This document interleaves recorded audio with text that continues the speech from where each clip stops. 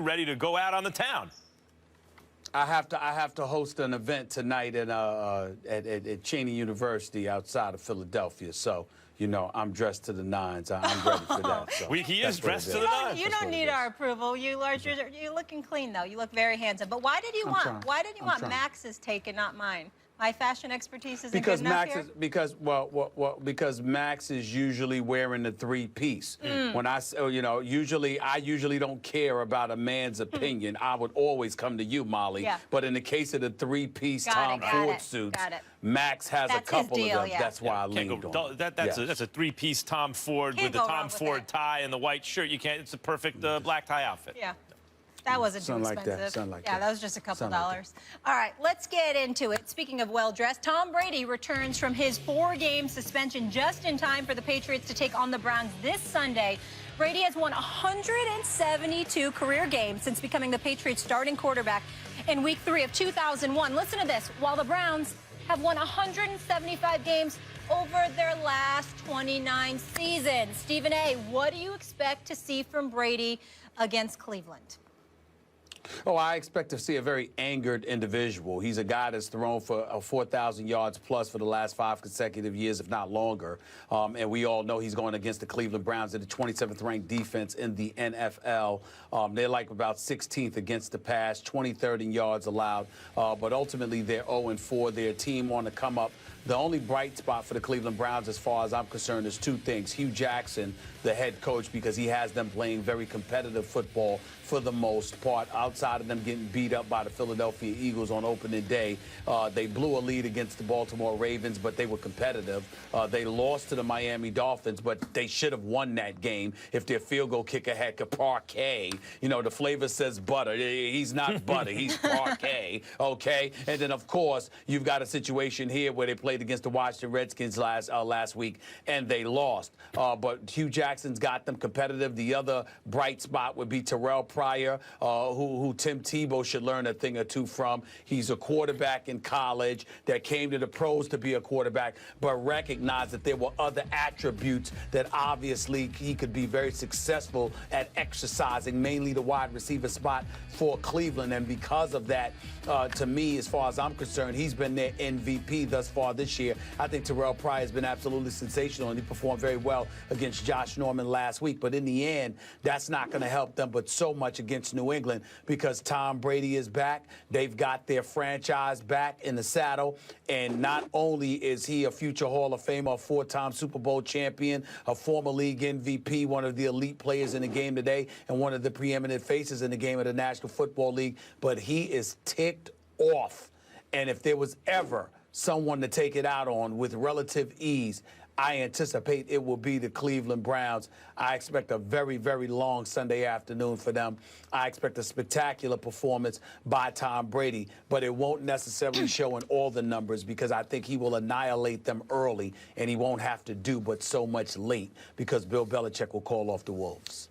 Yeah, I mean, is Tom Brady in his first game back after publicly claiming he was unfairly punished and threatening to take the case to the Supreme Court, is that guy who has since seen the team go 3-1 and hear things about Garoppolo that you started to hear last year, that he's the quarterback of the future, and wow, Garoppolo's really good already and everything, before Garoppolo went down and they brought in Brissett, and then they went 3-1 without Brady, and oh, maybe Brady's a system quarterback, and all these kind of things. Is that Tom Brady going to be motivated? He's always motivated, but might he even have a little extra adrenaline this game? Yeah. And is he playing the Broncos defense or the Vikings defense? No. He's playing one of the worst defenses in the NFL. And to top it all off, guess who he has on the field this week? Gronkowski. When he has Gronk, the difference between Tom Brady, who went from just a really excellent young quarterback to maybe the greatest quarterback who ever lived, because of his ability to so quickly read defenses and so quickly make decisions and accurate throws. But the difference between Tom Brady without Gronk is a great quarterback on an excellent team that's going to make the playoffs.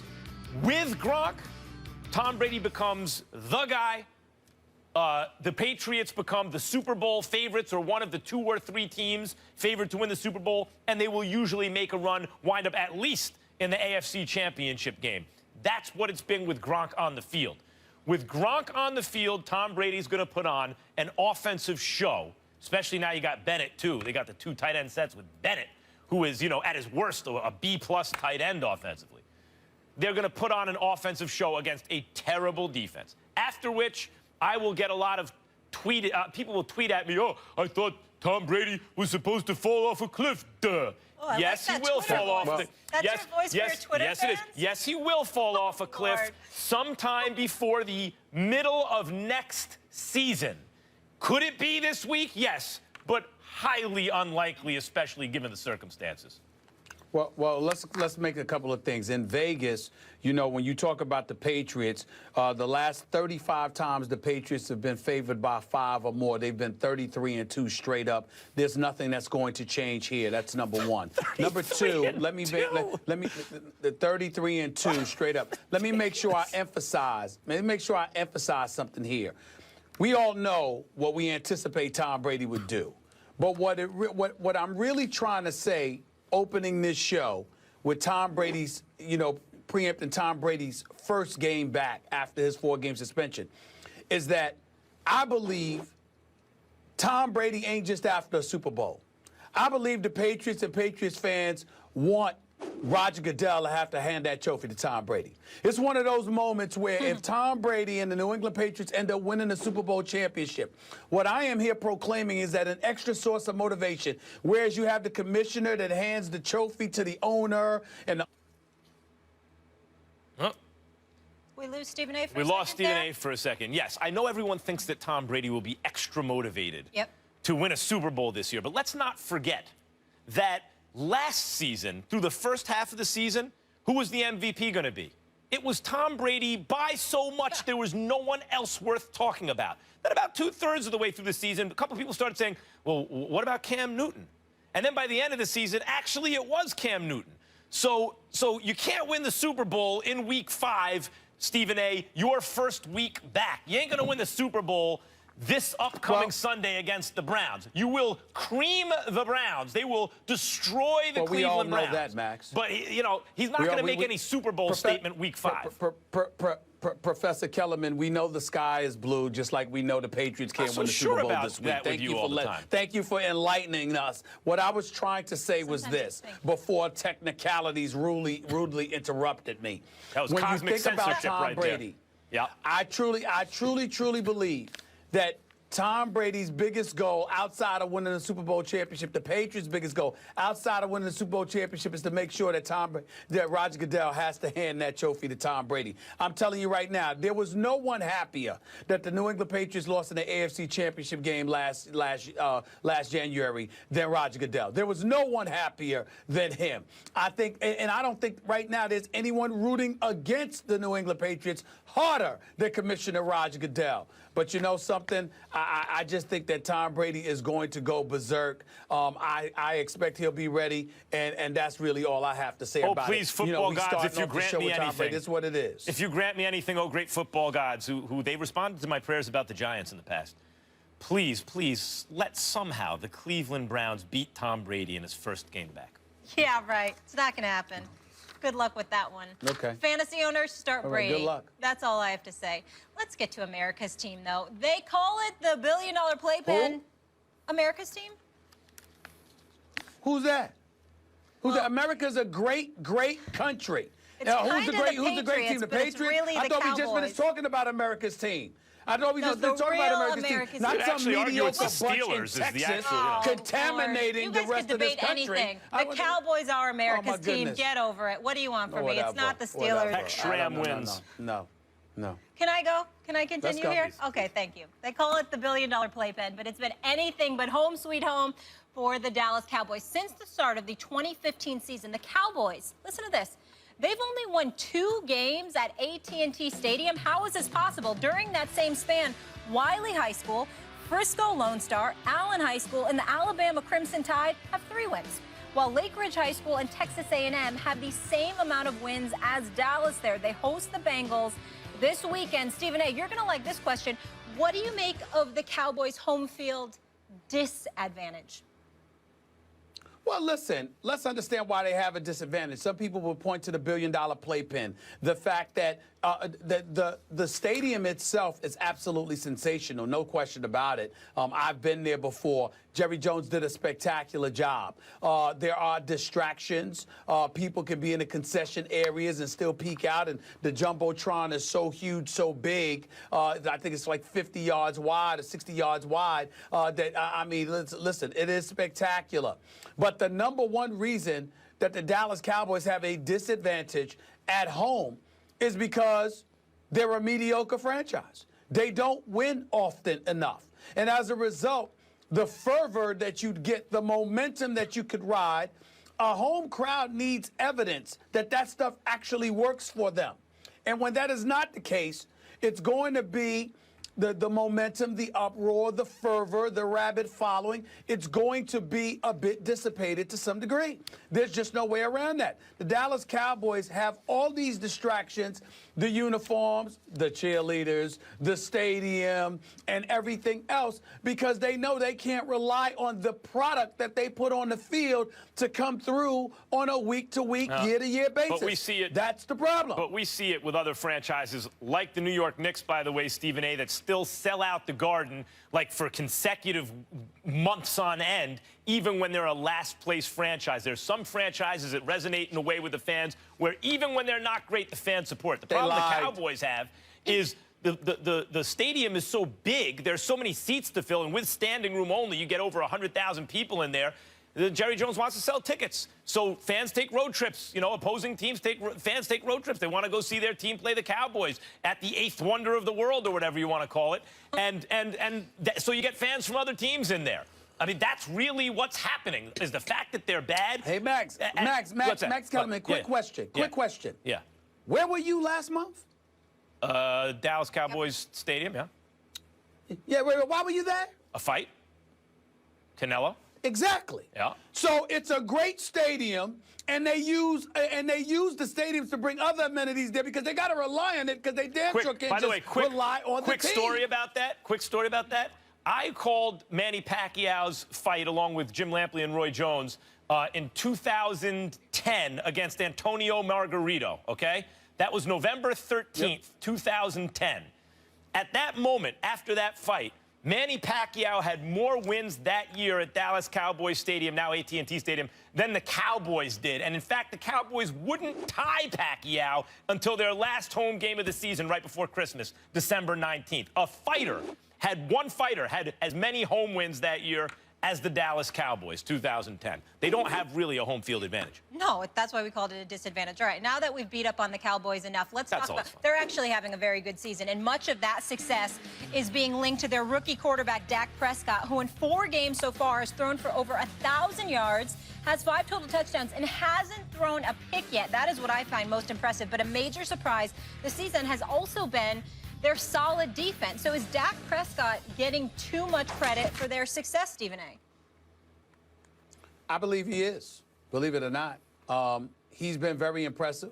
I'm not trying to take anything away from him, but that offensive line has been stout. Ezekiel Elliott has been a stud, and the defense has not been that bad.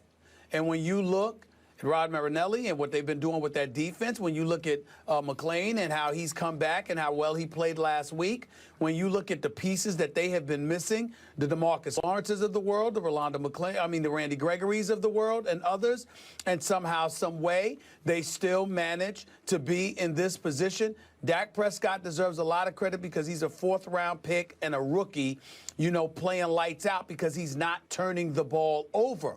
But when you look at numbers, look at Ezekiel Elliott and the 278 yards he's rushed for in the last 2 weeks. Look at this defense and how it stepped up to the challenge, making key stops at pivotal moments. Look at this offensive line not just protecting Dak Prescott, but also creating holes for Ezekiel Elliott and the Dallas Cowboys running game. And when I look at it from that perspective, I think that Dak Prescott hasn't had to come to the rescue, per se. He was impressive against the Redskins. We can't take anything away from them. Can't take anything away from the fact that he hasn't turned the ball over.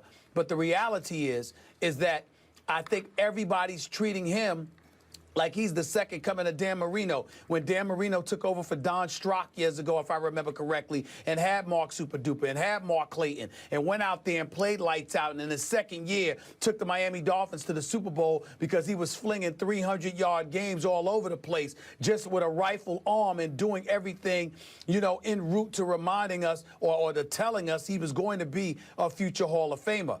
That's not what I'm getting from Dak Prescott. I'm getting a guy that's far more impressive than I thought he would be because of where he was drafted, by virtue of the fact that he's not turning over the ball and he seems very poised. But that running game and that defense deserves more credit than Dak Prescott at this moment in time.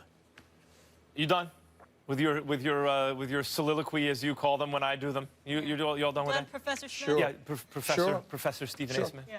Because he is not I do look getting like a too professor much today. credit. But doctor will suffice because I am Dr. Smith. I do have an honorary You've been an doctorate honorary from doctorate? Alma Mater. So From where? Dr. Smith, You have an Dr. honorary Smith would be doctor? applicable. Who gave you an honorary Oh, doctorate? I need to know this. Winston-Salem State University. Wow. Well, My congratulations, Dr. Smith. Dr. Smith, So, I apologize. Dr. Smith will They be don't you can take just the fine. honorary away after I that. You apologize, just yeah. earned that was your Yeah. dissertation. Listen, Doc, that's my bad. Yeah, look, Dak Prescott's not getting too much credit. He's getting the appropriate amount of credit. Appropriate. That's Oh, right, Lord. appropriate. He is getting the credit he deserves. No one's calling him the second coming of Dan Marino. That's a nice straw man you invented. But people think he does look like a young stud quarterback. Now, last year, the idea with the Cowboys was, boy, with that offensive line, if their defense could just be middle of the pack, which it is this year, and Whedon and some backup quarterback can just tread water till Romo gets back, maybe they could make a run. You knew the Cowboys, underneath it all, just needed a pretty good quarterback, and they could maybe stay in the mix. But they have something better than a pretty good quarterback. They have a really good quarterback. Now, he is second in QBR in the NFL at this moment. We all know Matt Ryan is running away with it right now in terms of putting distance between himself and the rest of the pack at the quarterback position, given the way his offense is played. And quarterbacks get a lot of credit, as you pointed out, for the way the whole system works and the way they're integrated into it. Matt Ryan deserves that credit. So does Dak Prescott. Other than Matt Ryan, he is playing as well, according to QBR, better than any other quarterback in the NFL. Now, if you have questions about Dak Prescott, and I do, it's not about whether he's actually an excellent quarterback or he's going to have an excellent career should he stay healthy. I think yes, my answer is yes. The question is, does he hit a rookie wall this year? What happens when other teams start game planning for him as they compile more and more tape on him? You know he's not going to throw no interceptions. What happens when they turn the ball over and things aren't going their way? What happens when the schedule gets much tougher because it's been quite easy so far? The Dallas Cowboys so far, all 4 games have come against last-place teams. And their 3 wins combined 3-9 record for the teams that they've beaten. So those are the questions about Dak Prescott. I mean, it's not, is he good or not? We all know he's good. Can he continue to be good? We all know he deserves that. Others also deserve credit on the Cowboys, but so does he, and he's getting that credit correctly. Well, let me ask you a question. Well, you have your questions, I have mine. Don't tell me what questions to field or what is the appropriate question to ask. I'm answering the question that was asked to me. That's what I said he's feel getting like the appropriate saying. amount of When I credit. think about that, when I think about Dak Prescott, you know what I think about, Max? The man has completed 89 passes, 68% of his passes. It's very impressive. 90 QBR, very impressive. Has only thrown three touchdowns. Only 3 touchdowns in 4 games. Well, let me also say this. 29 of these receptions went to Cole Beasley. 29 of those receptions went to Jason Witten. So when I look at it from that perspective, I see a guy that's throwing in between the numbers, short, intermediate passes, and feeding off of that. All I'm trying to say to you is when I think about a quarterback and whether or not somebody's spectacular, I like to see the ability to throw outside the numbers, to feed your wideouts. I want to see the Terrence Williams have more than 14 receptions in 4 games. I know Dez has been hurt, and I get all of that, but I want to see those kind of things. Or a Bryce Butler who's got about 13 receptions in 4 games. I want to see more of that outside the numbers. Let me see you throw the long ball. He hasn't been asked to do that as of yet. No, he's a rookie. It'll be interesting to see. They're handling him correctly. That's why they've won. I'm not saying they've that. won games they're supposed to win. Wait a minute. Wait a minute. You're same thing changing with the Carson narrative. Wentz. I'm not saying they're mishandling him. I'm saying to you that there are things that I haven't seen. I got news for you. I've seen Carson Wentz throw a deep ball. I've seen him connect with Jordan Matthews on a couple of passes. I have yet to see Dak Prescott connect with anybody on for the Dallas Cowboys. It would be nice to see that. Well, if the question is who would you rank 1 and who would you rank 2 so far based on the eyeball test this year, Carson Wentz or Dak Prescott among rookie quarterbacks, I put Carson Wentz 1, little ahead of Dak Prescott at this moment. That doesn't mean Prescott's getting too much credit. But that wasn't the question. The question is Prescott getting too much credit? He's the quarterback of a team that's 3-1, and the one loss came by a point. Is he getting too much credit? 4 games into his NFL career, everyone knows about the offensive line. Ezekiel Elliott has rushed for 278 yards in the last 2 games. I think that has a lot to do with the success of the Dallas Cowboys offense, has a lot to do with their running game, has a lot to do with the offensive line, and has a lot to do with a defense that right now is ranked 10th in the NFL. For the Dallas Cowboys, that's a very significant thing. I think that a lot of it has to do with playing the Browns and the Bears. I mean, you know, you really want to talk about it. They've had a weak schedule. But Dak Prescott can't choose the schedule. He can't choose the offensive system, which everyone knew this year. Even had Romo been the quarterback, had he been healthy, everyone knew they drafted Elliott where they did because they wanted to make use of that offensive line in the running game. That was going to be the game plan coming into the season. It's Dak Prescott's fault that they're following it to success. His fault that they're playing weak teams. All he's doing is balling. Gentlemen, let's pick it. Who you got? You going Bengals or Cowboys? Bengals. Well, you know, ask me first because we know it's important for Max to have the last word, even if he has to regurgitate his comments about 4 or 5 times. So ask me first because we all know he's going to interrupt just to get in the last word to say the same thing that he said 10 minutes ago. If I don't interrupt, what's the question? I don't get to say anything. Ask me. Okay, yes. Ask me. Stephen A. What's the question? Stephen A., who are you going with, Cowboys or Bengals? To Bengals. Win? Oh, sorry. Bengals. Both going with the Bengals. Bengals. All right. So you just... One more thing, I'd just like to have the last word on this. Bengals. Did I mention Bengals? By the way, their defense, I want to have the last word. 10th in points, the Cowboys. Very impressive. So you just heard from these two lovelies. We want to know what you guys think at home. Is Dak getting too much credit for the Cowboys start? Go on the First Take Twitter page, vote. We will share those results a little later in the show. First Take, just getting started. Coming up, Odell Beckham has a change of heart. Stick around to hear what he had to say after the break. The coach, Herm Edwards, will be in the house and join that conversation. Always good to have him. Also, Dwyane Wade was asked if LeBron James could ever eclipse his airness. We will tell you what he said a little later in the show. Keep it locked.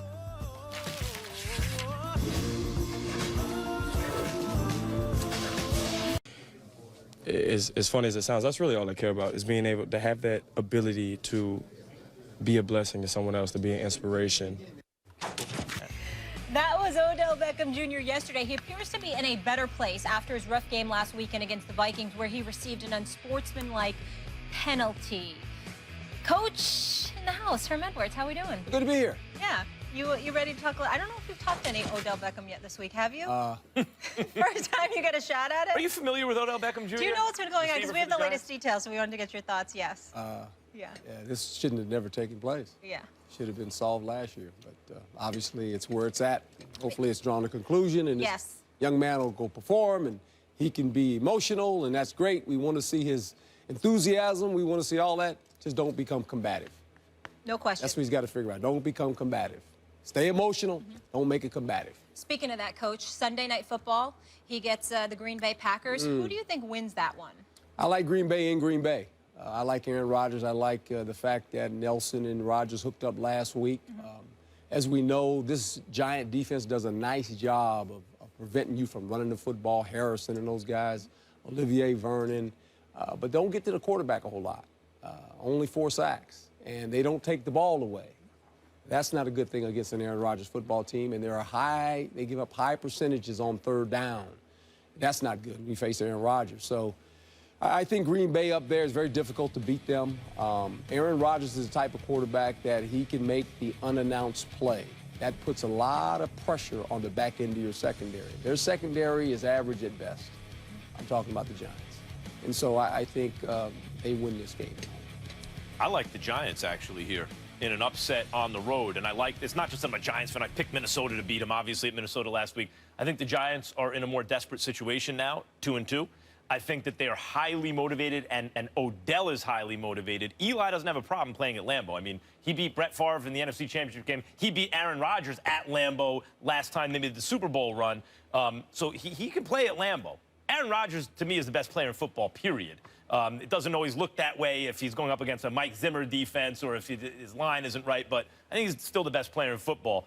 But the Giants right now, also in terms of the secondary, coach, real quick, the safeties aren't any good, but I like their corners a lot, and they're getting Eli Apple back, it looks like, the Giants. And Sam Shields on the other side, it looks like might not be playing. Eli Apple. Good luck. Right, okay, but he's the third corner in a pretty good tandem. Meantime, Sam Shields isn't playing, if he's not playing, and right now he hasn't been practicing, I believe. Odell is due. You know, like, not to reduce it to this, but when you talk about they don't take the ball away, they're not going to end the season with no takeaways. You know, if the season ends today, they have no takeaways. They're not going to end the season that way. They are due to come away with a plus turnover differential by taking the ball away once or twice. Odell Beckham is due to see the end zone a couple of times in this game. I think it adds up to a highly motivated Giants offense stealing one from the Packers at Lambeau. You know, Christmas comes once a year, too, so you have to wait for it, right? So they're going to do, when they're going to do it. They played 4 games already. This week they're going to do it. Hurry up. Let's go. You're in line. Yes, sir. Coach, the only part where I would respectfully disagree with you is that you don't always have to wait for Christmas. Be a Dallas Cowboy hater, and Christmas comes early on quite a few occasions because they see to it that it has for me anyway. But getting back to Max, I think you're a bit emotional. No surprise there in rooting for the Giants and thinking that the Giants are going to win this game. I want you to take a couple of things into consideration. First of all, at some point in time, and it hurts me to say this because I'm very, very fond of this man, but we've got to start talking about Jerry Reese a little bit more. Last season, the Giants' defense was historically bad. I mean, they were so pathetic. You might as well took the word D. I mean, it's offensive to have the word D in the Giant when you're mentioning the Giants. That's how bad they were.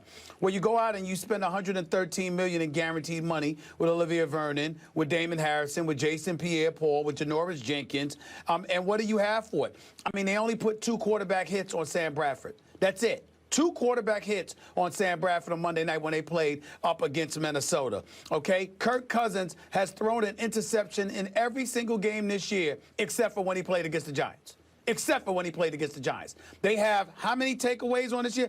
NFL worst, 1 takeaway, 1 turnover, all right? They've got a grand total of 4 sacks. Von Miller damn near has that many by himself.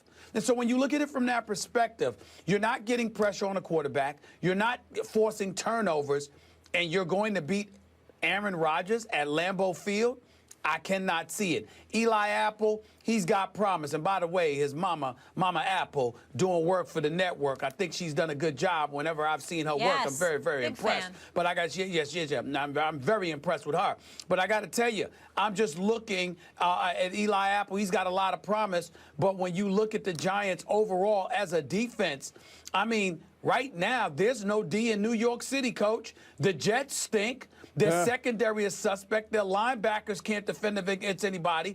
They're completely relying on their pass rush, and there's but only so much they could do. And with the Giants, it's damn near the same, except that the Jets have a better pass rush from their front 4 than the Giants do. That's about Sam it. Shields, There's no by the way. D in New York whatsoever. Sam Shields, ruled out. Okay, so Sam Shields ruled out, and Odell is due and motivated, and Eli can play okay at Green Bay. I'm telling you, watch this Giants offense. I hope so. I hope it's I didn't know Sam Shields was out. Yeah. I didn't know Sam Shields was going to be out for this game, but I'm saying that gives me a little trepidation. Right. But I'm still going to pick the Packers. I hope it's one of those games where we see a lot of big plays in the pass game. It'd be great.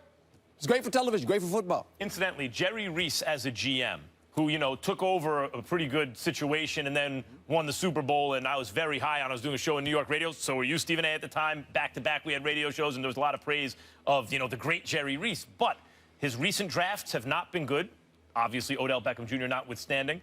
And I don't know if he was traumatized by a linebacker early in life or something, like he got ran over by a linebacker. I mean, he seems to have an aversion to linebackers. You know, that linebacking core for the Giants is really not good, and it's like they don't use draft picks on linebackers and they don't sign them in free agency for big money. The front four is actually pretty good. I like the Giants' front four, and I like their corners. But their linebackers and their safeties also, but especially the linebackers. It ain't good, Coach. Well, we just talked about it. They're 45% completion percentage on third down. They got 4 interceptions. Or excuse me, no interceptions. They got 4 sacks. That's hard to play that way in this league. I mean, you have to be able to hit the quarterback. We saw that when the Giants played Minnesota. Now, they didn't get to him, but Eli understood, we're not taking sacks. I'm going to throw the ball away before I take a sack. They were intimidated of this defense. They were intimidated. The same thing with the Denver Broncos. You're intimidated as an offense when you see it. And it knocks your whole system out of whack because you can't hold on to the ball. Is that the line? So is the key matchup the offensive line of the Giants, which has not been very good, versus the front four of the Packers? Can they get pressure without bringing extra guys? That's the reason Odell, I think, the real reason he was so frustrated was he couldn't get into his route because Eli's getting rid of the ball so fast. Well, that and the fact that they're rolling up on him. And what I've suggested, and it's just me, I'm sitting here in the studio. I'm not a coach anymore. Last year, 36% of the time, he was in the slot. This year, 7%. If you put him in the slot, you can't roll up on him because he's off the line of scrimmage. So now he's got a two-way go. When you put him outside the numbers, you can roll up on him, kick a guy over the top. Eli's looking over there, they're double covering him, I'm going somewhere else. And I know Shepard's a big player, but your best player is number 13. Got to find a way to get him the ball a little bit more. Very good point. I hope the Giants are listening. But speaking of Giants struggles, San Francisco, even worse. Blaine Gabbert was, well, Blaine Gabbert last night. He was stinking, and Gabbert cost Chip Kelly. Will he cost Chip Kelly his job? Herm, sticking around for that conversation. Okay. No, I said the Bears and the Browns. It's the Bears and the Niners. It's the other terrible team. Yeah. Oh, you Sorry, I lumped them together. The Niners, the Browns, the Bears, they all kind of get put into a pile of terrible Yes, you're wins. wrong, but right at the same time, yes. Exactly. All right, let's get to the next subject here. Speaking of the Niners, it wasn't a pretty game for them last night as they were dominated by the Carson Palmer-less Cardinals. Blaine Gabbert sacked 7 times through 2 picks in the loss. Gabbert, whose record as a starter is 9-31, is now tied for the second worst record through a quarterback's first 40 career starts among those to debut since 1970. Here's Chip Kelly. I don't think tonight we're going to talk about that. You know, I mean, we're going to go and look at everything. We've got a couple of days off here, you know, in terms of getting ready for Buffalo, and then, you know, we'll assess the film and we'll move from there. But we're not talking about who's playing here or whatever in a game that's 10 days from now. So, and I understand you have to ask the question. I understand that. So, but right now, that's not, you know, not a conversation right now. All right, so Chip keeping it close to the vest, not saying if the team will make a move just yet, with his team at only 1-4 this season. How much time, Stephen A., should Chip Kelly have in the NFL? Well, first of all, it wouldn't bother me if he was fired before this season finished. Now, I know that would be a bit extreme, but understand why I'm saying that. I'm not saying that because of the their 1-4 record at this particular moment in time. I'm saying it because I never thought he should have had the job in the first place. After the job that he did in Philadelphia, there's no way on earth that he should have gotten fired in the penultimate game of last year's regular season, and 3 weeks later, the man ends up with a deal that gives him still remains him as a head coach in the NFL with a $6 million a year contract. I'd also like to say that Trent Baalke needs to be fired quicker than him. And the reason I say that is because Trent Baalke has ruined this franchise as far as I'm concerned. Let's take into account the fact that in 2011, Jim Harbaugh comes on board. They are 13-3 his first year. The next year, they're 11-4-1. They go to the, they're in the NFC Championship game. They go 12-4 the following year. They go to the Super Bowl and lose to the Baltimore Ravens because I ran out of time. Trent Baalke and Ned York get in the way of Jim Harbaugh. Supposedly, they can't deal with him. They ignore the fan base. They ignore the productivity of the franchise. They ignore the productivity of the team because of their own selfish feelings. They ultimately forced Jim Harbaugh out of there because they ruined the next season, which ended up being 8-8, by the way. And so then you go the route of Jim Tom Sula. None of us have ever heard from him. Linebacker coach, ultimately, got the head coach job. Only ended up with 5 wins that season. Smart enough to get him out of there. And what do? You go the route of Chip Kelly. Chip Kelly, mind you, that had the same Philadelphia Eagles squad, essentially, that exists right now with Doug Peterson, except their offense was prolifically faster. running plays every 23 seconds, running the defense into the ground, giving them no consideration whatsoever. Doug Peterson and Jim Schwartz changed that. Peterson, because of what he has the offense doing. Jim Schwartz, because he has a defense with fresh legs, and he actually prioritizes stopping the opposing offense. And look at the Philadelphia Eagles right now. Yet in San Francisco, the same old Chip Kelly that was in Philadelphia is the same Chip Kelly that's in San Francisco. Offense looking a bit sporadic, but has its good moments, has potential, but at the same time trying to play at a faster pace, doing it at the expense of a defense, and as a result, ultimately not winning football games. So that may not be Chip Kelly's fault per se. It's more Trent Baalke's fault for hiring him. Chip Kelly has given us every indication, based on the evidence, that this man needs to be back in college. He doesn't need to be coaching a professional franchise because he doesn't take into account conventional wisdom and conventional football and how that works for professional grown men in the National Football League. They need to clean house as far as I'm concerned. I'm not saying that Chip Kelly needs to go because it's all his fault. I'm saying he should not have been there because Trent Baalke shouldn't have been in a position to hire him. He should be gone for sabotaging Jim Harbaugh. Plain and simple. And the evidence proves it because the 49ers stink. And it has everything to do with Trent Baalke. Sure. And by the way fans feel about GMs, basically, or executives generally, unless you're a brilliant, brilliant executive, is you can work until you expire. Fans really don't care. Like, oh, this guy's giving me a headache. Is he productive? Good. Then who cares about your headache? Go away. You know, and when a GM who hasn't shown to be as brilliant as the coach and a coach don't get along and the coach who's a brilliant coach leaves, fine, blame the GM. I'm all for that. But as it pertains to Chip Kelly, it's no great mystery why people are down on Chip Kelly in terms of the football X's and O's and everything. You have more players in college, so you can, you know, a guy is tired, fresh legs in on the defense, whatever, you know, you can, college players more likely to sacrifice in ways without thinking about their long-term future as a professional NFL player. It's easier to get them to do things that aren't in their best interest. So it's not a mystery why people feel like Chip Kelly, that might work in college. It's not going to work in the pros. Chip Kelly apparently is extremely stubborn and maybe slower to learn this than others. Tom Coughlin, once upon a time, several times, was about to lose his job because of his relationship with players. And stubborn old Tom Coughlin was like, uh-oh, my job? Okay, let's figure out a way to get this done. I'll make certain compromises without selling myself out. I think Chip Kelly can do the same thing. In terms of Colin Kaepernick and Blaine Gabbert, they have a game coming up 10 days from now, after a 10-day rest against the Buffalo Bills. I believe that's the drop-dead spot for Blaine Gabbert. They will likely lose that game at Buffalo against that defense. I wouldn't put Kaepernick in against that defense first week back anyway. You sacrifice Blaine Gabbert to that game, and at that point, Chip Kelly can say, okay, time to start Colin Kaepernick, who then would have another, like, you know, week or altogether be 2-3 weeks to bulk up a little bit more. I think Chip still thinks he needs to get a little bigger and stronger. And then you start him at home against the Tampa Bay Bucks. If at that point, when you look at the Niners' schedule versus they get New Orleans at San Francisco, terrible defense.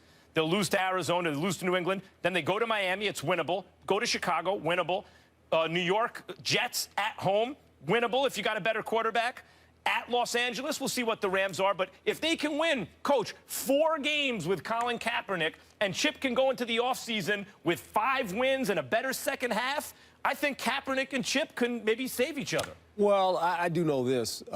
Last year when Chip was in Philadelphia, or the previous year, excuse me, when he was in Philadelphia, and we had seen what was going on with Colin when he got benched. I was the one to suggest early that, you know what, the perfect place would be to Philadelphia, because he would be in a system that he could really reveal his skill set, and he would have a coach that would really be excited about having this guy, because this was his Mariota in the National Football League before the young man came into the league, and is now with Tennessee. And I said, I just want to see what's going to look like. So, you know, you guys both make some great points. Look, Stephen A. makes great points about this organization. Historically, this organization, obviously with Mr. Bartola, you know, and the family and what they had accomplished with Steve Young and Joe Montana, historically, we just got inducted to the Hall of Fame. I mean, we get all that, and they're not at that place anymore. I get it. And Coach Harbaugh came in and was terrific. And then we saw this whatever it was, this mutual departing of whatever it may be. How it happened, don't know. Don't want to get involved in that. But going forward, spinning it forward, I think if you're Coach Kelly, you have to play Kaepernick eventually, because this is the guy. Now, is he who he was 2 years ago? I don't know, but I'd like to see. Yep. Just as a fan, I want to just see this. If he had this guy at quarterback, now he doesn't have a lot of weapons around him. They got a runner, which they need if he can stay healthy. Don't really have a lot of perimeter players, but the quarterback alone in this system, when it's run right, is difficult now. If Kaepernick's right, and I'd like to just see it. I like to see. Let me just see it for about 8 games, see what it looks like. Weird that they seem to be fighting themselves. Like, oh, they brought in Chip Kelly. That must mean that they want to keep Kaepernick. Wait, now Kaepernick wants to leave. Oh, now Kaepernick's staying, but Chip Kelly don't want to play him. It seems like they need each other. And after they lose to the Bills with Gabbert in, on a 10 days rest, I can't imagine that at that point he doesn't start Cap. You have to do something, because the credibility of the football team is all of a sudden looking at this situation and going, what are you doing, Coach? We got to give this guy a chance. And when you lose the locker room as a head coach, you're done. And this game is still about winning. This is not recreational football. This is professional football. And you have an obligation to win. And when you look at those players in that locker room, if you got a guy sitting over here, and he's your number 2 guy, by the way, he's 1 hit away from playing, and they're trying to figure this all out. You lost your best player, Navarro Bowman. He was keeping this locker room and this glue together. Well, he's still there, but he's not playing. So you got to do something. You got to fix this. And I think what he said in the press conference was very revealing when he said this. We're not talking about that right now. Yeah, right now. They're talking about it today. Yes. He didn't say that a couple of weeks ago. Yeah, They're talking about the guy. They're talking about it today. They're talking about it today. I just hope Colin Kaepernick's healthy once they do put him in. Stephen A., did you want to jump in? Nope. Nope. You're I'm ready. Let's move on. He had that dead shoulder or whatever. No, Make yeah. Sure when he gets in, that he's healthy, so he's in. Stephen A. made great points, and I didn't need to go walk back that. What he said was truthful. It's right, spot on. And I just think going forward now, where are they going to go? Go ahead. I'm sorry, Stephen A. You know what I love, Coach, about what you just said? You didn't seem surprised at all at how truthful and prophetic I was, because you know that to be the case all the time. I like that, Coach. I like that. Or he had to just highlight the fact that you actually made great points. And I just found out that he was a professor. He's a doctor. No, Herm, he's a doctor. Did you hear it? Stephen A. is always. I didn't know. Stephen A. is always truthful. Excuse me. Rarely right, but always truthful. This guy right here, he's something else. Whatever. But I do like him. That's my man. He's the best. I love him. All right, Coach, have a great weekend. We'll see you on the Blitz, and hopefully you'll be with us next week. All right. See you later. Hold it. Let me just say, I can't hear Stephen A. So this, I'm Oh, he's saying hold it. Hold it. You know good and damn well when I bring up Chip Kelly and Philadelphia, Will Kane, what I'm talking about. It ain't just football. I know he had a 26-21 record overall. Nobody's questioning his football acumen.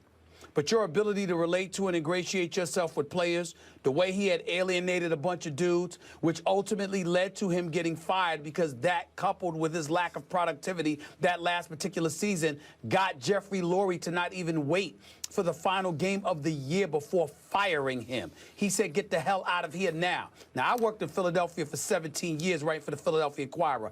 I know Jeffrey Lurie. He's class personified, and there's no way in hell that he would have made the decision to let this man go before the season was even finished, unless he was that divisive. That is why I said he had no business getting the San Francisco job. And you know that, Will. I totally respect who you know in Philadelphia, your knowledge of the Philadelphia market, but I also know this, that innovators are also very often unwelcomed into their sphere, whether or not it's Steve Jobs or anyone that threatens the conventional wisdom of an industry. But that's how you succeed as well. That's how 7 seconds or less developed in Phoenix. That's how the Golden State Warriors figured out how to win. That's how Steve Jobs figured out how to innovate the technology market, and that makes people a little cold towards you. I'm not saying Chip Kelly is Steve Jobs, but I'm saying you don't know sometimes when innovation is coming because you're so resistant to it. But there's 32 jobs in the NFL, Will Kane. There's 32 jobs. And the fact of the matter is that this dude, think about this, Will, and I'm going to ask you this question. I'm going to be serious. I'm just going to ask you this question, and I will respect your retort because I'm not going to debate this. I'm not going to debate this part with you, but I'm asking for your perspective here.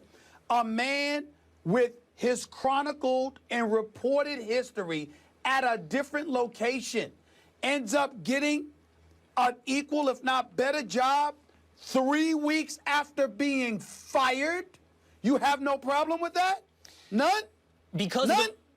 I have pause. You say I have no problem. Would that give me pause? Because I would have to ask myself, and again, I'll say this, I respect your knowledge on the ground, whether or not this is truly, truly a personal problem, a personality problem, or is it, which is often the case, just an instant reaction, an instant recoiling from anybody threatens the natural order of things, the way it's done, the status quo. That's what I'd have to ask I want myself. to talk about his innovation for a second, because maybe that's right. When you're 10-6, they can't get rid of you. As soon as you go a little under 500, aha, it doesn't work. Get rid of him. Ridiculous. Fine. But he inherited an Andy Reid team. He rode largely those players to the 10-6 records. He then systematically got rid of those players, and then doing it his way went, immediately got worse results. Now, you can argue, hey, give him a couple years to institute his own culture, his own way of doing things. That could be a legitimate argument, but there are conventional reasons that people can point to why it doesn't work in the pros, even though it worked in college, that seem to make a lot of sense. And if you lose the locker room, if the locker room turns against you, even if a neutral observer would say, yeah, but the locker room was wrong, it doesn't matter. The fact that they've turned against you makes them right. As a head coach, it's incumbent upon you to communicate and lead those guys in the locker room. And if you're unable to do it, if you've lost your players, that's on you. I would be interested, if I were in another organization, of seeing the process play out. And I think 10-6, 10-6, 6-9, I understand the locker room arguments, I do. I think that's worthy of a second chance. I think that's strong. Well, listen, I will say this. I appreciate you willing to acknowledge that it'll at least give you cause to pause, per se, because that's the whole point here. It's one thing to look at Chip Kelly's record and say 26-21, 2 winning seasons, even though one of those years he didn't make the playoffs, and then last year's debacle took place. It's another thing to couple all of that with why it happened. And then for him to have another job in 3 weeks is disgraceful. See, Charlie Strong, I would apply your argument to. I would say Charlie Strong, he is a guy where actually, last stop, it took him a couple seasons. Charlie Strong at Texas, Max. Yeah. Everybody don't know that Charlie Strong's at Texas. Oh, excuse me. Yeah, Texas, sorry. They need to. I don't know how they let that slip. Right. University of Texas. His track Guys record. just hijacking the block. Charlie Strong's track record shows as a head coach, and it takes me a couple years to get the culture the way I want it, and then look, great success. So it's taken him a couple of years, and actually this year, who's to say that they even end below 500, which would be in the right direction. But Charlie Strong, I happen to know, you and I are on opposite sides of that debate. Are we going to do that right now? Are we doing that right now? Well, I'm just you guys pointing just it out. took over. What do you guys want to do? We done with I'm just pointing out. No, I had to come in and tell you where I thought you're wrong It's on that. fine that I'll you tell you why hijacked. you're Next wrong on time Charlie just Strong. Another next day? week. Fine. Yeah. Next time, just run out, though. I would have appreciated that. Would have been enjoyable. All right, let's get to arguably the marquee matchup of Week 5. The 3-1 Falcons face the undefeated Broncos at Mile High. Falcon stars Matt Ryan and Julio Jones both had career games last week against the Panthers. On the other side of the field, Trevor Siemian, who left last week's Broncos game with a left shoulder strain, is expected to play. Will, I want to start with you here. It's going to be a good one. Who wins? It's strength on strength. It's a close call. Tie goes to the home team. I mean, the Denver Broncos haven't lost to an NFC team at home since 2011. You've got, by the way, an Atlanta Falcons team that's not just Julio Jones. I don't believe this is Matt Ryan and Julio Jones, and that's the end of the story. I think those two running backs, one of which, by the way, Tevin Coleman, has some issues in Denver in Mile High Stadium. Up in the altitude this week, he has sickle cell, but he's supposed to play. But we'll see if that compromises his game whatsoever. Does certainly something they're going to watch. I think in the end, the tie goes to the home team, to the better defense over the offense. I'm taking the Falcons. To the Broncos, you mean? I'm sorry, I'm taking the Broncos. Yes. Yeah, Broncos are going to win. I don't think it's that hard a call. The Falcons have a high-flying offense and a bad defense, and the Broncos are Super Bowl champions who have seemed to have gotten better this season, who who have an all-time defense that's not always perceived correctly as the all-time elite defense it is, because such a premium is on the passing game now that they don't present you the same kind of fearsome kind of blitzing attack that some of, like, you think of those real strong front sevens. Not that they don't also have that. And those are the kind of defenses you think about, the 85 Bears or the Baltimore Ravens or the LT Giants or something like that. This isn't that kind of defense exclusively. This is the kind of secondary that can totally shut down your passing game. And so I don't even think they're given enough credit for how great defensively they are. I don't see the Falcons as in the Broncos class yet. I don't think they've proven that. You look at the points they've given up, 31, 28, 32, 33. They have yet to give up fewer than 4 touchdowns worth of points in a game. And the Broncos have yet to give up even 3 touchdowns worth of points in a game. I like the Broncos clean. Stephen A., is it a unanimous decision? Well, I look at the Falcons. Well, listen, I have nothing to add in that regard. The Broncos definitely, to me, will win this game because they're going up against the 29th ranked defense in the National Football League, who's 30th in yards allowed. And by the way, they're second to last in terms of what they surrender through the air. And they're going up against Demarius Thomas and Emmanuel Sanders. And so when I look at it from that perspective, and then I combine that with Denver's defense primarily having to worry about Julio Jones more so than anybody else, I just believe that it's a foregone conclusion that Denver is going to win this game. For some reason, and I know it doesn't make sense, I feel like the Falcons might pull this off. It's just a gut. Falcons lost to Tampa Bay at home, by the way. All right. Let's get to our next topic. We actually do have time, and I want to discuss it. So Phillip Rivers is currently playing without Keenan Allen, Danny Woodhead, and Antonio Gates, but he's still on pace for 4,404 yards, 32 TDs, and only 4 interceptions this season. The Chargers, meanwhile, they're on pace to go 4-12, putting up big numbers, but no playoffs. That's been pretty much the story of Rivers' career. That's why his former teammate LaDainian Tomlinson, LT telling NFL Network he thinks the Chargers are in rebuilding mode and should consider trading him. Rivers turns 35 in December. So if the Chargers were to trade Rivers, what team should be first in line, Will? The Denver Broncos, the team we just got done talking about. And to me, this is a no-brainer for the Broncos. They offer, here's the hypothetical I offer you. They give the Chargers their choice of Trevor Siemian or Paxton Lynch and a second-round pick. I think that's the market set by the Sam Bradford trade. They got Sam Bradford for a first and a fourth. You get one of these quarterbacks that Denver took, not Siemian in the first round, but perhaps he's proven himself the equivalent of Lynch at this point, who's a first-round quarterback, plus a second, because Rivers is better than Bradford. And this is the deal. Denver's trading from strength. They're trading from surplus. They don't need 2 prospects. Both guys can't be on the field. In fact, they diminish each other's value. You got to get rid of them while they have their highest potential value, which is now. Couple that with your window. In the NFL, you've got a 3 to 4 year window, and you cannot sell me on the fact that Phillip Rivers right now in that 3 to 4 year window exponentially increases the Broncos' ability to win the Super Bowl. Right, which is why they should have done this in the offseason. Absolutely right, Phillip Rivers on the Broncos. In fact, last year we were talking about this on Sports Nation. You know, should they trade Phillip Rivers? Because, and by the way, mainly for Phillip Rivers' sake. He's a great quarterback who is stuck in a situation where he's just never going to win a Super Bowl there. It doesn't seem like it. Although in the NFL, every time you think that, you know, suddenly a team makes a run. But San Diego has not seemed to be serious about putting a Super Bowl team around him. And when you think about Phillip Rivers on the Broncos, as though they could get, I mean, that is such a great fit. But we're in the middle of a season. So what you're talking about, 3 to 4 year window, the assumption is Rivers will play well till he's 40. He might. But he's 34 now, so 38. No, he's 36 now. Oh, Rivers? How old is Phillip Rivers right now? Rivers is going to be 35 in December. Okay, so 34. Okay, so yeah, he might have a 3 or 4 year window, or maybe even a little longer. The point is, the Broncos are defending a Super Bowl championship. This guy doesn't know the offense, hasn't played there, and now you're bringing him in half or a third of the way through the season where they're undefeated. The time to do this was the off season. Now, I don't know if you pull the trigger now all the way while the season's underway, or maybe this upcoming off season. I don't know. You do it now. Stephen A., your thoughts?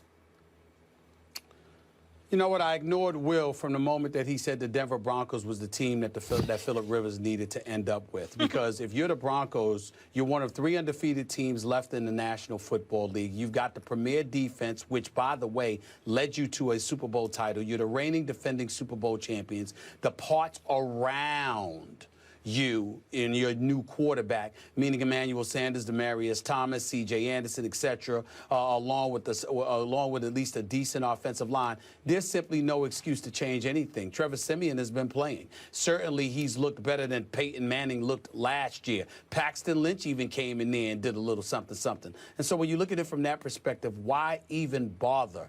At the end of the day, here's what it comes down to. You can say what you want, you can believe what you want, or whatever the case may be. If Phillip Rivers was going to go anywhere, talk to me about the Buffalo Bills, or to a lesser degree, actually to more of a degree, because I like Tyrod Taylor. Talk to me about the New York Jets. Talk to me about Phillip Rivers being in a New York Jets uniform. The Rams. Having Brandon Marshall to throw the football to. I mean, I'm thinking Phillip Rivers to San Diego. You could talk about the Rams. That would be another option. But I definitely think the New York Jets, if you want to legitimately compete for a Super Bowl with their ability to get at the passer, if you've got a quarterback experienced enough to refrain from making mistakes and get receivers the ball and make the offense more prolific, it might not put as much pressure on the defense and they could be formidable. And we can see where it goes from there. That's where I would think about it. Yeah, but the reason it happens for the Broncos is because they're the ones to equip to answer both of your questions. I appreciate you ignored me because then you missed all of the wonderful arguments I did to back up my position.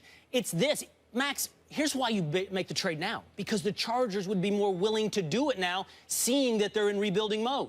In the offseason, they didn't have that reality. They didn't know that reality. Now they do. So the Chargers they know that reality in this upcoming perhaps going forward. Right. But also on the Broncos side, the reason to do it now is because how is this a lose proposition for the Broncos? If Phillip Rivers can't come in and learn the offense, well, you've still got Trevor Siemian or Paxton Lynch, whichever quarterback wasn't traded away. So you could continue theoretically this continuity with the upside of, a top 10 quarterback in the NFL, an all-time top 8 quarterback career-wise in the numbers. You have that potential icing, you take because that. I think everything you're suggesting can be accomplished in this off-season where he has the whole preseason to prepare. And also, to Stephen A's point, I don't know if the Broncos really need now. I'm just not willing to. He makes them better. Phillip Rivers would make the Broncos better. That's the end of that argument. He does. He makes them better. They're 4-0. That's the. They Oh, come on. don't need to make a change. They've got 2 guys that can be their potential. Good enough. Future. Good enough is not an argument. Someone. Good enough is not an argument. They could win a Super Bowl. The simple question is this: is Phillip Rivers better than Trevor Siemian? Yes. And I think we know the answer is yes. So does that make the Broncos better? Yes. Yeah, but the question also is, at this point in the season, is Phillip Rivers better than anyone they got? Yes, he's better than most quarterbacks I've ever seen, really. He's an excellent quarterback. But are they good enough right now without him?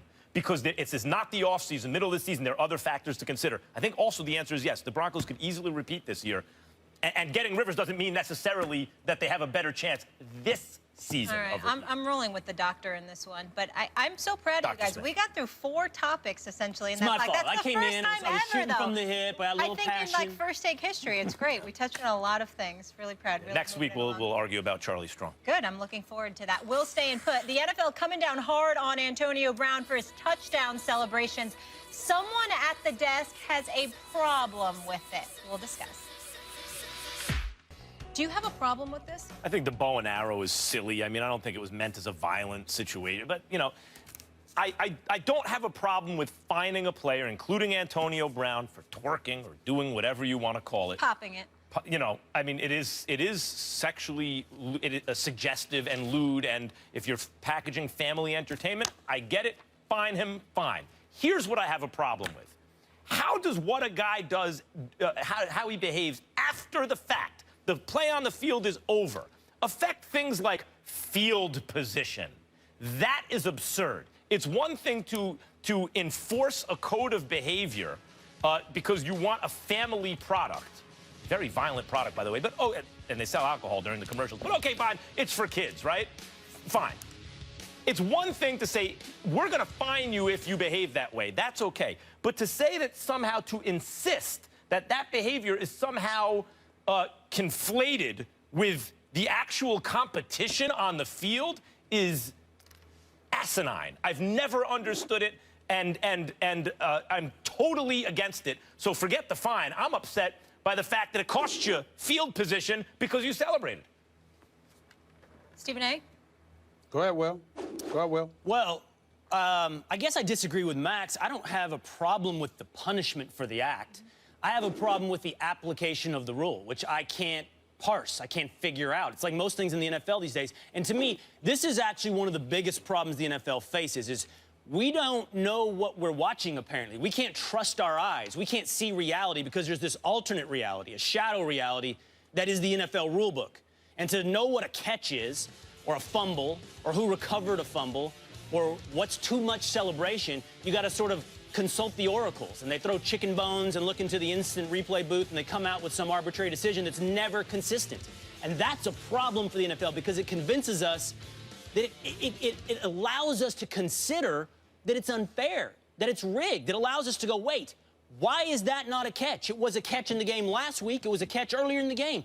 I don't understand what's going on here. That's the biggest problem. And so this arbitrary enforcement, because we don't know what's violent, what's sexually subjective, what the definition of a catch is, that's a real problem for the NFL. And honestly, I don't know how they nail it down. I mean, how do you technically nail down what's sexually suggestive? Sexually suggestive. I do have to say. Okay, but I where's think the both line? of those were. I'm just saying. You can't trust the eyes point really quickly is a very good point because I also have a beef there, but it's not so much in terms of the application of the rules. It's like your team scores, but am I allowed to be happy? Oh, they're reviewing a scoring play. I don't know. Did it count? Did it not count? You can't ever feel the emotion in the moment that you can be confident is a permanent emotion that you're allowed to feel that way because they apply all these rules in ways that are like Byzantine and hard to understand. Stephen A.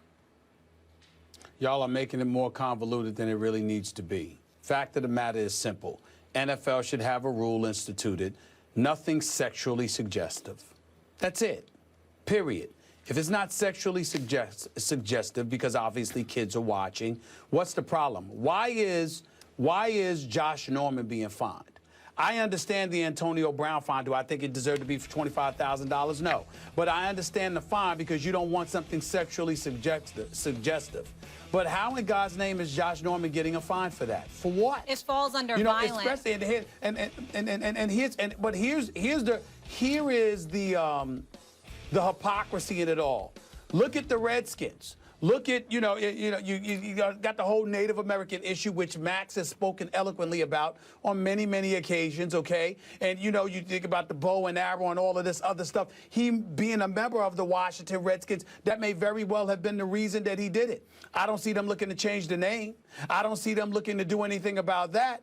Why would you sit up there and penalize him for something that harmless? And that's just one of the examples. There are many others where the NFL has definitely been a bit excessive. I mean, you're controlling the shoes folks wear, the color socks they wear, and stuff like that. I mean, the list just goes on and on and on. It doesn't stop, and that's why I applaud and completely appreciate Mike Tomlin and where he's coming from, where Mike Tomlin said we need you to be a bit more specific as to what warrants a fine, as opposed to something being so arbitrary and being implemented, on an arbitrary basis where you can't define exactly what the problem is until you are confronted by it. And if you got a problem with somebody, how about giving them a warning first and then make sure and see what happens thereafter, so Stephen as opposed to just, deciding to fine them. You would pare down the unsportsmanlike conduct penalties in celebration to sexually suggestive. That's what you're saying.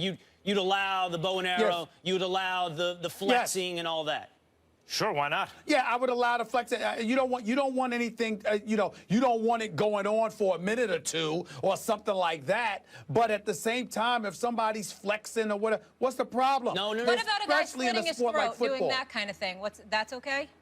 Well, again, okay, fine. Something sexually suggestive. Or violent. That's okay, but here's the problem. So here's the problem. I'm with Stephen A. I'm with Stephen A. The way to fix your problems is to pare down your rule book. It's like the federal criminal code. Nobody can get their hands around it, and there's laws that contradict each other. They literally don't know how many things are against the law at the federal level at this point. We don't know what's going on in the NFL. However, paring it down doesn't solve all your problems because, as you point out, once you say violence is wrong in celebration, okay, throat slash bad, bow and arrow shooting good, where was the line there? I don't see what the bright line is. I agree, by the way. Josh Norman shouldn't be penalized. Carlos Hyde was penalized last night for flexing, literally doing sort of the Incredible Hulk flex. I mean, I think there's an answer to your question. And it's nothing sexual at all. And in terms of the violence, because it's inextricably tied to a very violent sport, right? You got to do it on a case-by-case basis. And when they see something they don't like, they can say, okay, he did that. The next time someone does that, that's going to be a fine. I think people can be reasonable about what violent stuff constitutes what. And to Stephen A's point, I think that's the real reason. I don't think it's about the violence with the bow and arrow. I think that the Washington franchise is under some pressure about the name, and they felt that that hit a little too close to home.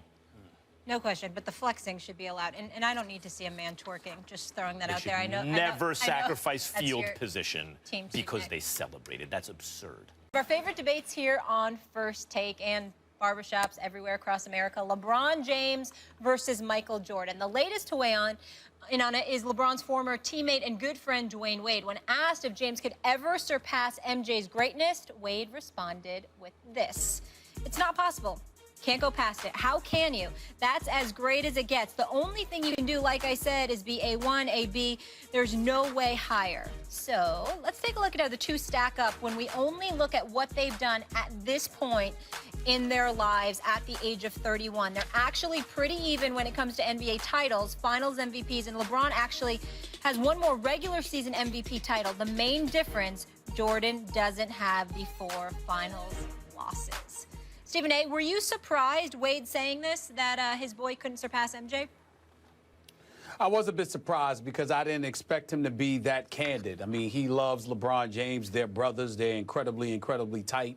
And nothing about that has changed nor will ever change. A matter of fact, D. Wade butted heads with Pat Riley upon LeBron James' departure from South Beach because Riley's old school. The minute LeBron James left, LeBron was the enemy.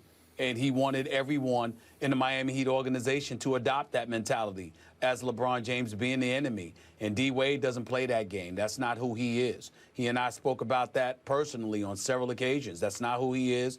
LeBron James is his brother for life, and that's just the way it's going to be. And even though LeBron James has friends like Chris Paul's the godfather to his sons, and, you know, he's tight with Melo and what have you, outside of Randy, Maverick, and Rich, nobody's closer to LeBron than you know, D. Wade along with CP3. And so please understand that. Having said all of that, I still can't deny the fact that D. Wade is absolutely right.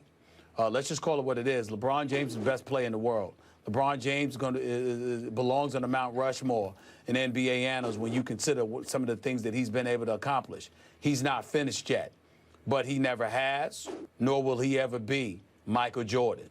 And that is the reality. What LeBron James grew and matured into, MJ was that killer coming into the league. He just didn't have the parts to help him. That same dude that Larry Bird called the closest thing to God when he dropped 63 on Boston in just his second year in the league in the playoffs, that's Michael Jordan. That was never LeBron James. And so when you look at it from that perspective, let's also understand the biggest component. This is the biggest reason that we all have to undeniably agree with Dwyane Wade without any compunction whatsoever. I don't care if LeBron wins 4 more rings. LeBron James has 4 NBA Finals losses. Michael Jordan was 6 for 6 with 6 NBA Finals MVPs and never, ever, ever even allowed a series in the finals to reach a 7th game. I'm going to repeat that. There was never a Game 7. No matter what greatness we've seen from Michael Jordan, I have always contended that the greatest of Michael Jordan we would have ever seen is if Michael Jordan was pressed with his back against the wall with a championship on the line in a Game 7 of an NBA Finals. And that's the one thing Michael Jordan robbed us of because he never allowed a series to get to a Game 7. That is a fact.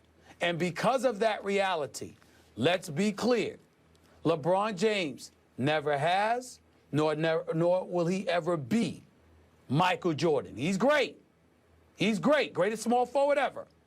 But he would never be MJ. Yeah, no, he's not. And I appreciate Dwyane Wade telling the truth. He's not Michael Jordan. This did not surprise me because Dwyane Wade plays in Chicago. So, first of all, as you just made the case, Stephen A., Jordan was better than LeBron anyway. And by the way, kids who love LeBron so much, and you have every reason to, he's an amazingly great player. It's hard to imagine when you're looking at LeBron there was ever a guy better than that. But I'm here to tell you that there absolutely was a guy decisively and clearly better than LeBron James. let me just tell you that the more advanced the metrics, the more they study it, the more Jordan holds up over LeBron James, even for a career average. Don't forget, LeBron is maybe in slight decline, but he doesn't have like Jordan's Wizards years to factor in yet. And yet, even then, career averages, Jordan better than LeBron by the most sophisticated, advanced metrics. He totally holds up. Now, for those who would say, well, look, the MVP edge goes to LeBron. LeBron has deserved many more than 4 MVPs, and Jordan deserved many more than the 3 that he gotten by that point. Jordan really deserved about 10 MVPs. LeBron probably already deserves 7 or 8 of them. But for those who would say, yeah, well, Jordan is 6 for 6 in the finals, and at this point had 3 finals wins, and LeBron has 3, but LeBron has all those finals losses. Look, LeBron was getting to the finals. Jordan wasn't. Let me just say this again. I've made this case in the past, but I want to be clear about this. Michael Jordan, the first time he played with another All-Star, no one can win a championship without another All-Star. The first time he played with another All-Star was Scottie Pippen's first All-Star year. They took the defending champion Pistons 7 games that year and lost because Pippen couldn't play in Game 7. Now, if you look at the numbers, Pippen was not yet in his prime. It was just his first All-Star appearance. The following year, Pippen entered his prime. His PER jumped to prime levels, for example. At that point, Jordan never didn't win a finals in under 7 games, as Stephen A. points out. They ended the Pistons 4 straight games the very next year. Well, Jordan didn't have to play these great teams. I hear a lot of younger people talking about this, too. Jordan had to play. Okay. Malone, Stockton, Hornacek, a great coach. That's not a great team. What about the season before when the Orlando Magic had won 60 games with a prime Shaq and Penny? And Jordan swept them out the year he came back, swept them out of the playoffs, and followed that up with a win against the Seattle team that won over 60 games. LeBron is amazing. Jordan was better. It's the way it is. Dwyane Wade is acknowledging that. Stephen A., it doesn't surprise me because of where he's playing. The other thing is, well, he said it before as well. That wasn't the first time he said that about LeBron and Jordan. That was long before he arrived in Chicago. He said that before. Number 2. Well, some of these people, they point out that, well, MJ went to 6 finals, but doesn't that mean he lost in earlier rounds? Stephen A's not getting it, blah, blah, blah. Let me tell y'all something. Does everybody remember that when Jordan came into the league, the Boston Celtics and the Los Angeles Lakers were the stars? You had Larry Bird with McHale and Parrish and Ainge and Henderson and all of these boys. You had Magic with Worthy and Kareem and Rambis and everybody else in L.A., okay? There was a hiccup at, you got the Sixers in '83 prior to that. You got the Pistons interrupting the proceedings. He had to go against stiffer competition. But still in all, he went to 2 consecutive NBA finals before three-peating. So, and that's fourth, like you said, it's got to conference finals. I'm sorry. You got to remember, Pippen, like you said, couldn't play that Game 7 the year before they won their first championship. Then in 1993-94, Jordan was out. That didn't count. 95, he came back with 17 games left in the regular season and had lost to Shaq and them in Orlando because he had only been back for 17 games and then three-peated. So legitimately, if Jordan hadn't left the game of basketball, Jordan would have gone to and possibly won 8 straight NBA championships in an era where you couldn't get called for a foul for passing gas. You know what you pointed out? Excuse me. You know, and this is the upshot. LeBron sometimes is screwed up, doesn't win the championship. Michael Jordan was the one guy in NBA history. Give him a shot. Just put anything around him. Give him one other All-Star, and he never doesn't win the championship. One other All-Star, and he never doesn't win the championship. Let's leave it there, gentlemen. Coming up next, Ryan Fitzpatrick with 9 interceptions in 2 games. Is his job on the line this weekend against the Steelers? Mark Schlereth will join us for that combo. Jets fans cannot be happy with the performance of Ryan Fitzpatrick this season. He's already thrown 10 interceptions, 9 in just the last 2 games, resulting in the Jets having a 1-3 record, tied for worst in the AFC East. Fitzpatrick's poor performance is leading many to question if Geno Smith, who hasn't started since 2014, should be given the job back. Hello, Mark Schlereth. Hello, how are we doing? I'm good. What do you think? Fitzy's job on the line? Well, I think your job is always on the line when you don't play well. I mean, obviously, I would look at the Jets as an organization and go, if Geno Smith can't get into a game, after Fitzpatrick is throwing 9 picks in the last 2, how much do you hate Geno Smith? I mean, why is he on your roster? If you can't put him in, if you can't say, hey, Fitzpatrick, listen, man, it's not going your way today. You've thrown 5 picks. You know what? Why don't you come over here, sit on the sideline a little bit? Let's let Geno go ahead and finish this game up. If you can't even make that move at that point, then why is he on your roster? And, oh, by the way, Bryce Petty is hurt. You draft Christian Hackenberg. Have you not developed a quarterback that you feel consistent about or that you feel good enough about to put in a game when your starter is really struggling? I'm not just saying bench him. I'm saying pull him and say, man, listen, man, tough day. It didn't go your way today. But they don't even have the faith in Geno to do that. It really shows you from a personnel department what they're giving Todd Bowles, the head coach, to work with if they don't feel comfortable putting Geno Smith in a game in the last 2 weeks. So my question again would be, why is he on your roster? If you can't stand him that much, why is he even on your roster? 100%. And by the way, Geno Smith didn't get a long-term deal. First, he didn't get the money he wanted, then he didn't get the years he wanted, and there's a reason for that. It's because he hasn't been a very good quarterback throughout his career. He's a competent NFL quarterback, a very good backup, and as a starter, you're probably looking for someone a little bit better. If, you know, he doesn't look like a long-term, never been a long-term answer to anyone's franchise. He's turnover-prone, obviously. 9 interceptions in like a half a second. Yeah, the other guy should be starting. And the thing is, since you don't have long-term plans for Fitzpatrick, since if you lose this week, you're probably not going to make the playoffs, and since at least Geno Smith has shown flashes at times, why wouldn't you start him? It doesn't make any sense. I think absolutely Fitzpatrick's job should be on the line this weekend. It makes perfect sense why you wouldn't start Geno Smith. Geno Smith is 11-18 as a starter in New York. His QBRs in the 2 seasons that he played was 38 and 44. Enough said. New York doesn't believe in him. New Yorkers don't want him. Plus, you went out and you drafted, you drafted Bryce Petty. You drafted this guy Hackenberg out of Penn State. And so the fact of the matter is you've got 3 quarterbacks on your roster where none of them may work for you. I like McCagnon a lot. I'm really fond of him. But these are the kind of questions that have to be answered. Whether it's him, it's Bowles, or both. Something's wrong with that picture when you are looking at a Ryan Fitzpatrick. You got 3 other quarterbacks, and you ain't thinking about playing any of them. Now, in Ryan Fitzpatrick's defense, I will say this. You got the 6 interceptions against Kansas City. Deplorable performance, no doubt about that. But those 3 interceptions he threw last week, I thought were a relative misnomer. One of those interceptions went right through the hands of his receiver. The other one was a desperation heave near the end of the game. So to me, those 2 don't really count. What we really come down to is that Ryan Fitzpatrick had a very, very bad game against Kansas City. I don't think we should be looking at him as his job security at all unless he comes out and stinks up the joint with another 4, 5, 6 interception performance. If barring something like that, I don't see that you have a better option in a Jets uniform at this particular moment in time. Right, that's why his job's on line. If he plays poorly, then he should be yanked. Well, he should be, but if you don't... Go ahead. I'm sorry. No, if you have no faith in the guys that you have on your roster, why are they on the roster? Here's the other thing, man, that doesn't get enough attention in this day and age of the National Football League, and this is a big issue. And this is where some franchises set themselves apart, and other franchises continue to struggle along the way. It's not just drafting guys.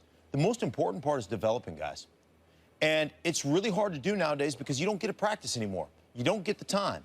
You don't get that. So you better have guys on your staff that know how to develop a player and get that player up to speed quickly without that practice time. And, you know, the franchises that are doing it right now, the Denver Broncos have done a great job. New England is always exceptional at this. They draft, but more importantly, they develop. You can't develop a quarterback that you feel comfortable with in 2 weeks when your quarterback has thrown 9 interceptions. You got issues. And by the way, how do you develop a guy if he never gets out on the field? If he's on your, why is he on your roster? That's the first part, right? Right. And secondly, he doesn't get any more experience. He's never on the field. Let's not pretend Geno Smith didn't also have some pretty good games in the NFL. He has. Right. And Ryan Fitzpatrick, Stephen A., has been good throughout his entire career for a grand total of 2 seasons. Not great, good for 2 years out of his whole career. I would ask both of you this, and maybe what are the good games you're talking about with Geno Smith? You want me to tell you the dates off the top of my head? Geno Smith, the last time he actually started for the Jets, threw like 3 touchdowns. Off the top of my head, I've seen him have good moments. It's rare in the day that I saw us on a Monday morning talking about, hey, Geno really looked good. He's had good moments, But a good game? Yes. Solera, you know games. better than me. You recall him having a good game? Well, listen, I'm sure that he's probably had a decent game. I would never put him in the upper echelon of anything. Here's the one thing that would bother me, and it's bothered me, and you two would know better than I, because you probably heard more than I. But when your quarterback, who at the time was your starting quarterback, gets jacked in the jaw in the locker room in training camp, and I didn't hear one dude on that roster say, like, hey, man, that's a problem.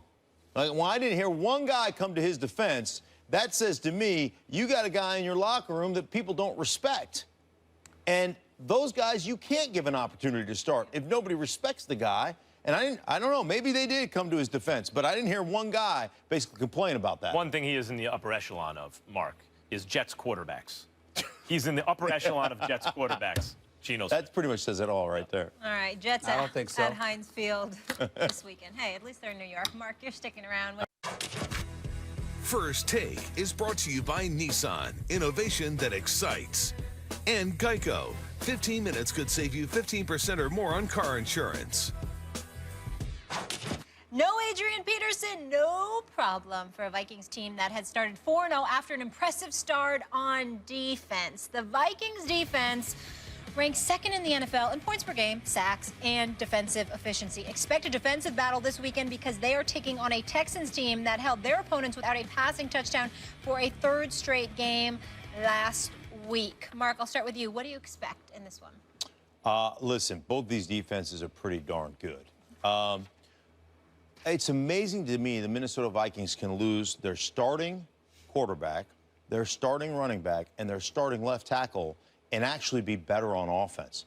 I think the one thing that Sam Bradford provides for them that not Geno Smith, but Teddy Bridgewater couldn't, is Teddy Bridgewater, and I like Teddy Bridgewater, but Teddy Bridgewater doesn't consistently push the ball down the field. He's not a threat doing that, so teams don't have to defend that.